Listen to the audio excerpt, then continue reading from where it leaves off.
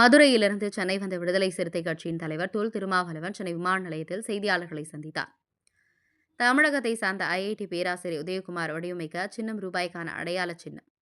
அதனை இந்திய அரசு அங்கீகரித்துள்ளது.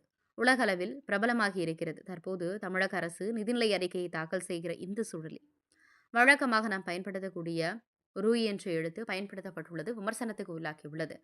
எந்த அடிப்படையில் பயன்படுத்தப்பட்டுள்ளது என தெரியவில்லை. இந்திய அரசு அங்கீகரிக்கப்பட்ட அந்த வடிவத்துக்கு எதிராக பயன்படுத்தப்பட்டுள்ள என யாரும் இதுவரையில் அதிகாரப்பூர்வமாக கூறியதாக தெரியவில்லை. பழைய நடைமுறையை அப்படியே பின்பற்றி இருக்கிறார்கள். இதுகுறித்து தமிழக அரசு தான் விளக்கம் அளிக்க வேண்டும்.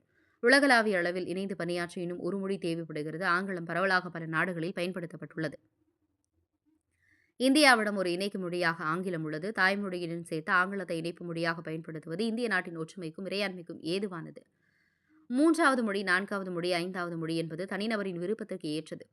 அது பணி சம்பந்தப்பட்டது. எந்த நோக்கத்திற்கு மற்றொரு மொழி படிக்க வேண்டுமோ அப்படி படித்துக் கொள்ளப் போகிறார்கள். ஆனால் இவர்கள் ஒரே நாடு, ஒரே மொழி, ஒரே தேர்தல் போன்ற கொள்கையை திணிக்கிறார்கள்.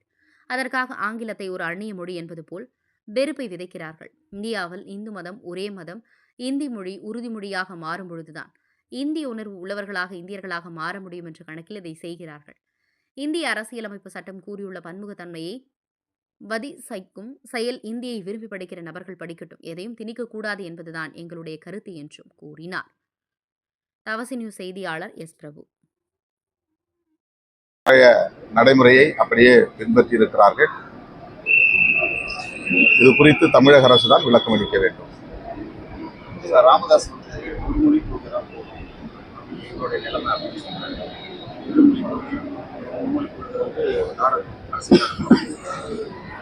ஒரு மொழி கொள்கை அப்படிங்கிறது நல்ல முயற்சி, மகிழ்ச்சிக்குரிய ஒரு வாதம் தான். ஆனால்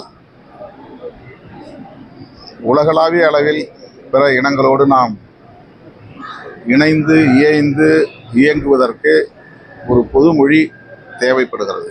இந்தியர்களோடு மட்டுமல்ல, உலகளாவிய அளவில். ஆங்கிலம் பரவலாக பல உலக நாடுகளில் பயன்பாட்டில் இருக்கிறது என்பதை நாம் அறிவோம்.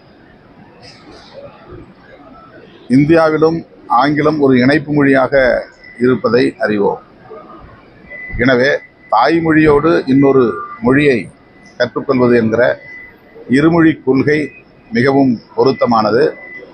இந்திய நாட்டின் ஒருமைப்பாட்டுக்கும் ஒற்றுமைக்கும் ஏதுவானது.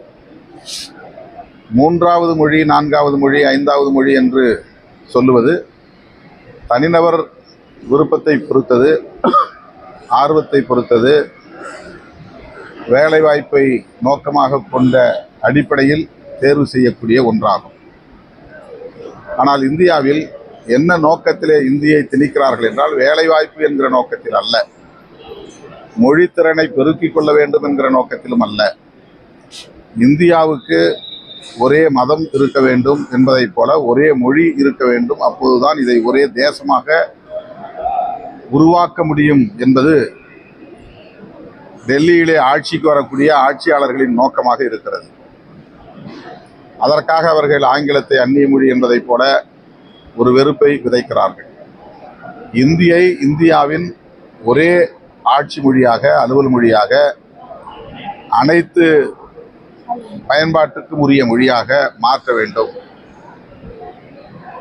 இந்தியாவின் ஒரே மதம் இந்து மதமாகவும் ஒரே மொழி இந்தி மொழியாகவும் மாறும்போதுதான் நாம் ஒரே இந்திய உணர்வுள்ளவர்களாக இந்தியர்களாக மாற முடியும் என்ற கணக்கில் அவர்கள் இதை செய்கிறார்கள். ஆகவே இந்திய அரசமைப்பு சட்டம் அனுமதித்துள்ள பன்மைத்துவத்தை சிதைக்கிற முயற்சி, அந்த அடிப்படையில் தான் இந்தியை நாம் திணிக்கக்கூடாது என்று சொல்லுகிறோம், படிக்கக்கூடாது என்று சொல்லவில்லை. இந்தியை விரும்பி படிக்கிறவர்கள் படித்துக் கொண்டுதான் இருக்கிறார்கள். இந்தியை படித்தால் வேலைவாய்ப்பு உறுதிப்படும் என்றால் இந்தியை படிப்பதை யாராலும் தடுக்க முடியாது. தமிழர்களாக இருந்தால் கூட இந்தியை படித்தால் உடனே வேலைவாய்ப்பு கிடைக்கும் என்று உறுதிப்படுத்தப்பட்டால் தமிழ்நாட்டில் இருப்பவர்கள் இந்தியை தேடி தேடி போய் படிப்பார்கள். அதை யாராலும் தடுக்க முடியாது. ஆனால் அப்படி யாரும் இந்தியை தேடி தேடி போய் படிக்கவில்லை, இவர்களாகத்தான் திணிக்கிறார்கள்.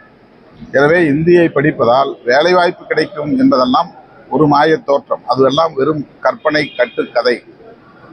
இந்தியை அவர்கள் திணிப்பதற்கு உண்மையான காரணம், எதிர்காலத்தில் இந்தியாவின் ஒரே மொழியாக எல்லாராலும் பேசப்படக்கூடிய ஒற்றை மொழியாக இந்தி மாற வேண்டும் என்பதுதான். மத்திய பிரதேசம், உத்தரப்பிரதேசம், ராஜஸ்தான் போன்ற அந்த மத்திய பகுதியில் உள்ள மாநிலங்களில் தாய்மொழியை கடுமையாக சிதைத்து விட்டார்கள். அந்த பூர்வீக குடிமக்களின் தாய்மொழி சிதைக்கப்பெற்று அவர்கள் மீதும் இந்தி திணிக்கப்பெற்று இன்றைக்கு 9 மாநிலங்கள் இந்தியை பேசக்கூடிய மாநிலங்களாக மாற்றியிருக்கிறார்கள். அதை போல எல்லா மாநிலங்களிலும் மாநிலங்களையும் இந்தி பேசும் மாநிலங்களாக மாற்ற வேண்டும் என்பது அவர்களின் நோக்கம். இந்த நோக்கத்தை, ஆதிக்க போக்கை நாம் எதிர்க்கிறோம். ஆனால் தமிழ்நாட்டை சார்ந்த பாரதிய ஜனதா கட்சி தலைவர்கள் ஏதோ அது தேவாமிர்த மொழி என்பதைப் போலவும், அது கிடைத்தற்கரிய ஒரு மொழி என்பதைப் போலவும், அதை படித்தால்தான் எல்லா வாய்ப்புகளும் கிட்டும் என்பதைப் போலவும் ஒரு தவறான சித்தரிப்பை உருவாக்குகிறார்கள். அது ஏன் ஏழை குழந்தைகளுக்கு கிடைக்கக்கூடாது, எல்லோருக்கும் கிடைக்கிற தேவாமிர்தம் ஏழை குழந்தைகளுக்கு கிடைக்கக்கூடாதா என்பதைப் போல அதன் மீது ஒரு புனிதத்துவத்தை ஏற்ற முயற்சிக்கிறார்கள். இதுதான் அரசியல் ஆதாயம் தேடுகிற முயற்சி. நம்முடைய எதிர்ப்புக்கு காரணம், இந்தியாவின் ஒற்றை மொழியாக இந்தியை ஆக்குவதை ஏற்க மாட்டோம். யார் மீதும் திணிக்கக்கூடாது, ஆதிக்கம் செலுத்தக்கூடாது, பன்மைத்துவம் பாதுகாக்கப்பட வேண்டும். இந்த அடிப்படையில் தான் இந்தியை எதிர்க்கிறோம்.